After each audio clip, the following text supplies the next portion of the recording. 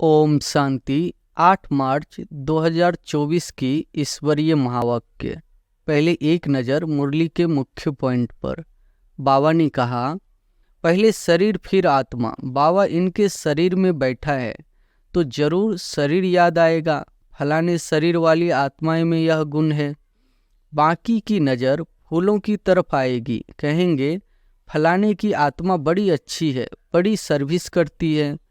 बाबा को और धंधा क्या है, सबको याद करते हैं। बहुत बच्चियां याद आती है, फलाने की आत्मा में दम नहीं है। बाप को याद नहीं करती, किसी को सुख नहीं देती, यह अपना ही कल्याण नहीं करती। बाप तो यही जांच करते रहेंगे। एक दिन आएगा जबकि बच्चे योग में बहुत रहेंगे, यह भी किसी को याद करेंगे तो झट साक्षात्कार होगा। टीचर को तो रोज पढ़ाना है, इस पढ़ाई की ताकत से वह पद पाते हैं। सुबह को तुम सब भाई बाप की याद में बैठते हो, वह सब्जेक्ट है याद की। फिर मुरली चलती है, वह है पढ़ाई की सब्जेक्ट। मुख्य है ही योग और पढ़ाई। उनको ज्ञान और विज्ञान भी कहा जाता है। यह ज्ञान विज्ञान भवन है। ज्ञान से सारे सृष्टि की नॉलेज मिल जाती है। विज्ञान माना तुम योग में रहते हो, जिससे तुम पावन बन जाते हो। इस दुनिया का ट्रांसफर नीचे हो रहा है और तुम्हारा ऊपर हो रहा है। कितना फर्क है। वह कलयुगी सीढ़ी नीचे उतरते जाते हैं और तुम पुरुषोत्तम संगम योगी सीढ़ी ऊपर चढ़ते जाते हो। ज्ञान की एक चुटकी से आधा कल्प के लिए हम चढ़ जाते हैं, फिर वहाँ ज्ञान की बात भी नहीं होगी। तुम संगम युग पर खड़े हो और मनुष्यों के लिए कलयुग चल रहा है। कितना घोर अंधियारा है, गिरते ही रहते हैं। बाप से सदैव सच्चा रहना है। कहते हैं सच तो बीठो नच। बच्चे कहेंगे तो अपनी राजधानी में भी डांस करेंगे। बाप है ही ट्रुथ, सत्य, तो बच्चों को भी ट्रुथ बनना चाहिए। बाप कहते हैं मुझे रात दिन यहाँ सर्विस करनी पड़ती है। संदेशियों को, भक्तों को साक्षात्कार करना पड़ता है। बाप कहते हैं कहाँ भी जाते हो बैज पड़ा हो, इसमें लज्जा की बात नहीं है। यह तो बाबा ने बहुत कल्याण के लिए बनाया है। कोई कोई के पास पैसे होते हैं तो भी मनहूस होते हैं। ऐसे नहीं समझते कि पहला वारिस तो शिव बाबा है। दे दान तो छूटे ग्रहण। हम तुमको अविनाशी रत्न देते हैं, वह सबको देते जाओ तो भारत पर वह सारी दुनिया पर जो राहु का ग्रहण बैठा हुआ है वह उतर जाए। अब सुनते हैं महावाक्यों को विस्तार से। मुरली का सार है, मीठे बच्चे बाप की सकाश लेने के लिए खुशबूदार फूल बनो। सवेरे सवेरे उठकर याद में बैठ प्यार से बाबा से मीठी मीठी बातें करो। प्रश्न है, बाप को सब बच्चे नंबरवार याद करते हैं, लेकिन बाप किन बच्चों को याद करते हैं? उत्तर है, जो बच्चे बहुत मीठे हैं, जिन्हें सर्विस के बिना और कुछ सूझता ही नहीं, जो अति प्रेम से बाप को याद करते, खुशी में प्रेम के आंसू बहाते, ऐसे बच्चों को बाप भी याद करते हैं। बाप की नज़र फूलों तरफ जाती है। कहेंगे फलानी आत्मा बड़ी अच्छी है। यह आत्मा जहाँ सर्विस देखती भागती रहती है, अनेकों का कल्याण करती है, तो बाप उसे याद करते हैं। ओम शांति। बाप बैठकर सब आत्माओं को समझाते हैं। शरीर भी याद पड़ता तो आत्मा भी याद पड़ती है। शरीर बिगर आत्मा को नहीं याद किया जा सकता। समझा जाता है यह आत्मा अच्छी है, यह बाह्यमुखी है, यह इस दुनिया का सैर आदि करना चाहती है, यह उस दुनिया को भूली हुई है। पहले उनका नाम रूप सामने आता है। फलाने की आत्मा को याद किया जाता है। फलाने की आत्मा अच्छी सर्विस करती है। इनका बुद्धि योग बाबा के साथ है। इनमें यह गुण है। पहले शरीर को याद करने से फिर आत्मा याद आती है। पहले शरीर याद आएगा, क्योंकि शरीर बड़ी चीज है ना, फिर आत्मा जो सूक्ष्म बहुत छोटी है वह याद आएगी। इन बड़े शरीर की कोई महिमा नहीं की जाती है, महिमा आत्मा की ही की जाती है। इनकी आत्मा अच्छी सर्विस करती है, फलाने की आत्मा इनसे अच्छी है। पहले तो शरीर याद आता है। बाप को तो अनेक आत्माओं को याद करना पड़ता है। शरीर का नाम याद नहीं आता, सिर्फ रूप सामने आता है। फलाने की आत्मा कहने से शरीर जरूर याद पड़ता है। जैसे समझते हो इस दादा के शरीर में शिव बाबा आते हैं, जानते हैं इनके तन में बाबा है, शरीर जरूर याद पड़ेगा। पूछते हैं हम कैसे याद करें? शिव बाबा को ब्रह्मा तन में याद करें या परम धाम में याद करें? बहुतों का प्रश्न उठता है। बाबा कहते हैं याद तो आत्मा को ही करना है, परंतु शरीर भी जरूर याद आता है। पहले शरीर फिर आत्मा। बाबा इनके शरीर में बैठा है तो जरूर शरीर याद आएगा। फलाने शरीर वाली आत्मा में यह गुण है। बाबा भी देखते रहते हैं कौन मुझे याद करते हैं, किस में बहुत गुण है, किस किस फूल में खुशबू है। फूलों से सबका प्यार होता है। गुलदस्ता बनाते हैं, उसमें राजा रानी प्रजा भिन्न भिन्न फूल पत्ते आदि सब बनाते हैं। बाप की नज़र फूलों की तरफ आएगी, कहेंगे फलाने की आत्मा बड़ी अच्छी है, बड़ी सर्विस करती है। आत्म अभिमानी में रह बाप को याद करते रहते हैं। जहाँ सर्विस देखते हैं वहाँ भागते हैं। फिर भी सवेरे उठकर याद में बैठते होंगे तो किसी को याद करते होंगे। शिव बाबा परम धाम में याद आता होगा या मधुबन में याद आता होगा। बाबा याद आता होगा ना, इसमें शिव बाबा है, क्योंकि बाप तो अभी नीचे आ गया, मुरली चलाने नीचे आए हैं। इनका अपने घर में तो कोई काम नहीं होगा, वहाँ जाकर क्या करेंगे? इस तन में ही प्रवेश करते हैं तो पहले जरूर शरीर याद आएगा, फिर आत्मा। फलाने शरीर में जो आत्मा है यह अनन्य अच्छी है, इनको सर्विस बिगर कुछ सूझता नहीं है, बहुत मीठी है। बाबा बैठे रहते हैं, सबको देखते रहते हैं। फलानी अच्छी, बहुत अच्छी है, बहुत याद करती है।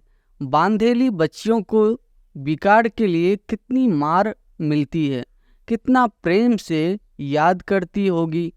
जब बहुत याद करती है तो खुशी के मारे प्रेम के आंसू भी आ जाते हैं, कभी कभी वह आंसू गिर भी जाते हैं।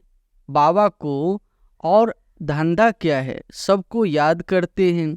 बहुत बच्चियां याद आती है, फलाने की आत्मा में दम नहीं है, बाप को याद नहीं करती, किसी को सुख नहीं देती या अपना ही कल्याण नहीं करती। बाप तो यही जांच करते रहेंगे। याद करना माना साकाश देना। आत्मा का कनेक्शन परमात्मा के साथ रहता है ना।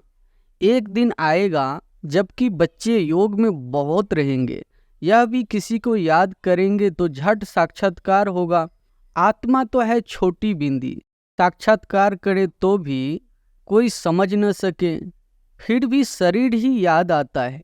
आत्मा है छोटी परंतु याद करती है तो उनकी आत्मा पावन बनती जाती है।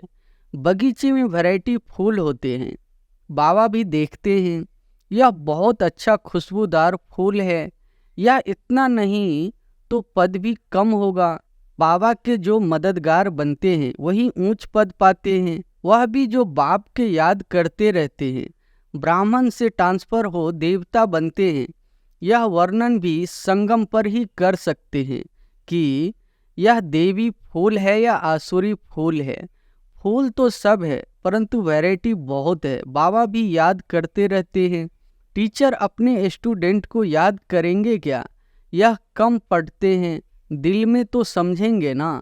यह बाप भी है, टीचर भी है। बाप तो है ही, टीचर पने का जास्ती चलता है। टीचर को तो रोज पढ़ना है। इस पढ़ाई की ताकत से वह पद पाते हैं। सुबह को तुम सब भाई बाप की याद में बैठते हो, वह सब्जेक्ट है याद की। फिर मुरली चलती है, वह है पढ़ाई की सब्जेक्ट। मुख्य है ही योग और पढ़ाई, उनको ज्ञान और विज्ञान भी कहा जाता है। यह ज्ञान विज्ञान भवन है जहाँ बाप आकर सिखलाते हैं। ज्ञान से सारे सृष्टि की नॉलेज मिल जाती है।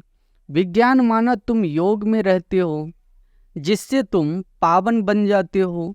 तुमको अर्थ का पता है। बाप बच्चों को देखते रहते हैं। देही अभिमानी बनने से ही भूत निकलेंगे, ऐसे नहीं सबके भूत फट से निकल जाएंगे। हिसाब किताब जब चुकतू हो, फिर चलन अनुसार ही पद पाएंगे। क्लास ट्रांसफर होते हैं। इस दुनिया का ट्रांसफर नीचे हो रहा है और तुम्हारा ऊपर हो रहा है। कितना फर्क है। वह कलयुगी सीढ़ी नीचे उतरते जाते हैं और तुम पुरुषोत्तम संगम योगी सीढ़ी ऊपर चढ़ते जाते हो। दुनिया तो यही है, सिर्फ बुद्धि का काम है। तुम कहते हो हम संगम युगी है। पुरुषोत्तम बनाने के लिए बाप को आना पड़ता है। तुम्हारे लिए अब पुरुषोत्तम संगम युग है, बाकी सब घोर अंधियारे में है। भक्ति को वह बहुत अच्छा समझते हैं, क्योंकि ज्ञान का उन्हों को मालूम ही नहीं है। तुमको अभी ज्ञान मिला है, तब तुम समझते हो। ज्ञान की एक चुटकी से आधा कल्प के लिए हम चढ़ जाते हैं, फिर वहाँ ज्ञान की बात ही नहीं होगी। यह सब बातें महारथी बच्चे ही सुनकर धारण कर और सुनाते रहेंगे। बाकी तो यहाँ से निकले और खल्लास। कर्म अकर्म विकर्म का राज भी भगवान ही समझाते हैं। यह है कल्प का संगम युग, जबकि पुरानी दुनिया खत्म हो, नई दुनिया स्थापन होनी है। विनाश सामने खड़ा है। तुम संगम युग पर खड़े हो और मनुष्यों के लिए कलयुग चल रहा है। कितना घोर अंधियारा है, गिरते ही रहते हैं। कोई तो गिराने के निमित्त भी इस सभा में वास्तव में कोई पतित बैठ नहीं सकता। पतित वायुमंडल को खराब करेंगे। अगर कोई छिपकर आकर बैठते हैं तो उनको चोट भी लगती है, एकदम गिर पड़ेंगे। ईश्वरीय सभा में कोई दैत्य आकर बैठते हैं तो झट पता पड़ेगा। पत्थर बुद्धि तो है ही, बाकी भी पत्थर बुद्धि हो जाएगा। 100 गुना दंड पड़ जाएगा। अपनी को नुकसान पहुंचाएंगे। कहते हैं हम देखेंगे, इनको पता पड़ता है। हमको क्या पड़ी, जो करेगा सो पाएगा। हमको जानने की जरूरत नहीं, बाप से सदैव सच्चा रहना है। कहते हैं सच तो विठो नच। सच्चे रहेंगे तो अपनी राजधानी में भी डांस करेंगे। बाप है ही टूथ सत्य, तो बच्चों को भी टूथ बनना चाहिए। बाबा पूछते हैं शिव बाबा कहाँ है? कहते हैं इसमें है। परमधाम छोड़कर दूर देश के रहने वाले आए देश पर आए, उनको तो अब बहुत सर्विस करनी है। बाप कहते हैं मुझे रात दिन यहाँ सर्विस करनी पड़ती है। संदेशियों को, भक्तों को साक्षात्कार कराना पड़ता है तो यहाँ ही, वहाँ तो कोई सर्विस नहीं। सर्विस बिगर बाबा को सुख ना आए। सारी दुनिया की सर्विस करनी है। सब पुकारते हैं बाबा आओ। कहते हैं मैं इस रथ में आता हूँ। उन्होंने फिर घोड़े गाड़ी बना दी है। अब घोड़े गाड़ी में श्री कृष्ण कैसे बैठेंगे? ऐसे भी नहीं कोई शौक होता है घोड़े गाड़ी पर बैठने का। देही अभिमानी और देही अभिमानी बनने की बातें संगम युग पर ही होती है, और सिवाय बाप के यह बातें और कोई समझा भी नहीं सकते हैं। तुम अभी जानते हो, पहले नहीं जानते थे। क्या कोई गुरु ने सिखाया? गुरु तो बहुत किए, कोई ने भी नहीं सिखाया। बहुत लोग गुरु करते हैं, समझते कोई से शांति का रास्ता मिल जाए। बाप कहते हैं शांति का सागर तो एक ही बाप ही है, वह साथ ले जाते हैं। सुख धाम शांति धाम का किसी को पता ही नहीं है। कलयुग में है शूद्र वर्ण, पुरुषोत्तम संगम युग पर है ब्राह्मण वर्ण। इन वर्गों का भी तुम्हारे सिवाय कोई को पता नहीं है। यहाँ तो सुनते हैं, बाहर निकलने से सब कुछ भूल जाते हैं। धारणा होती नहीं। बाप कहते हैं, कहाँ भी जाते हो बैज परा हो, इसमें लज्जा की बात नहीं है। यह तो बाबा ने बहुत कल्याण के लिए बनाया है। किसी को भी समझा कर दो। कोई सेंसिबल होगा तो कहेगा इस पर आपका खर्चा हुआ होगा। बोलो, खर्चा तो होता ही है। गरीबों के लिए फ्री है। वह धारणा कर ले तो ऊंच पद पा सकते हैं। गरीब के पास पैसे ही नहीं तो क्या करेंगे।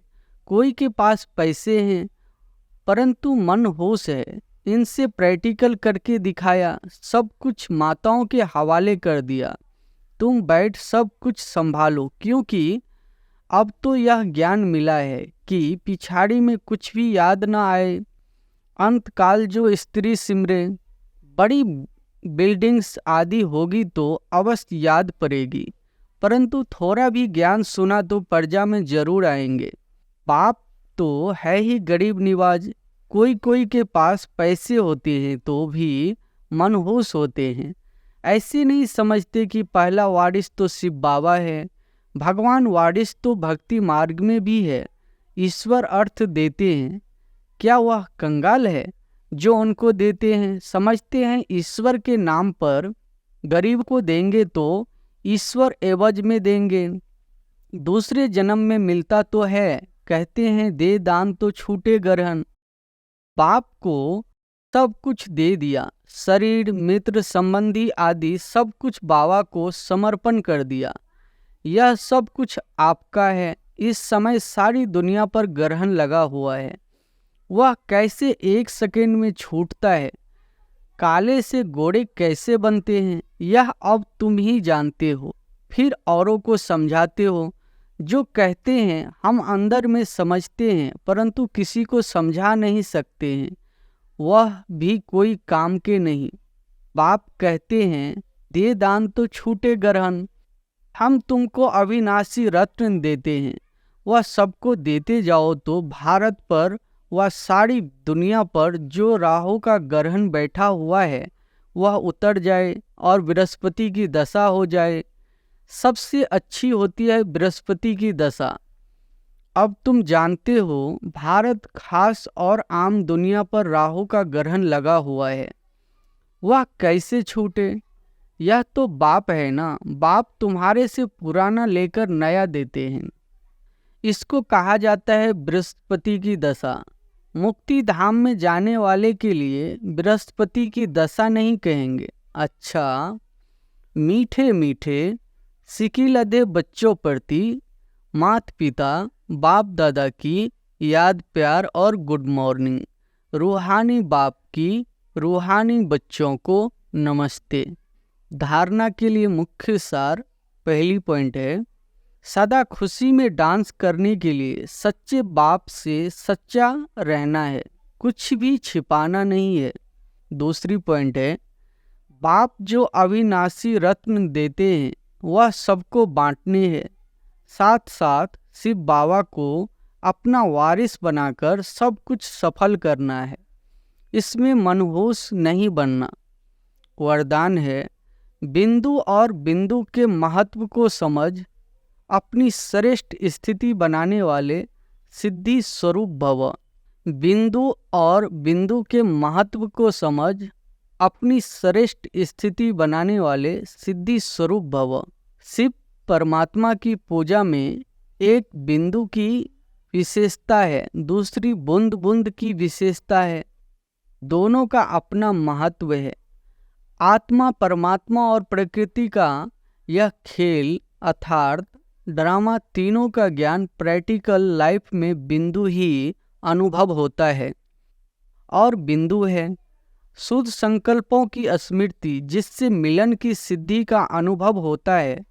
रूह रिहान में प्राप्तियों की शीतल बूंदे बाप पर डालते हो। इसी से ही श्रेष्ठ स्थिति बन जाती है। इसी का यादगार भक्ति में भी चला आता है। स्लोगन है, ज़्यादा बोलने से दिमाग की एनर्जी कम हो जाती है, इसलिए शॉर्ट और स्वीट बोलो। अच्छा। ओम शांति।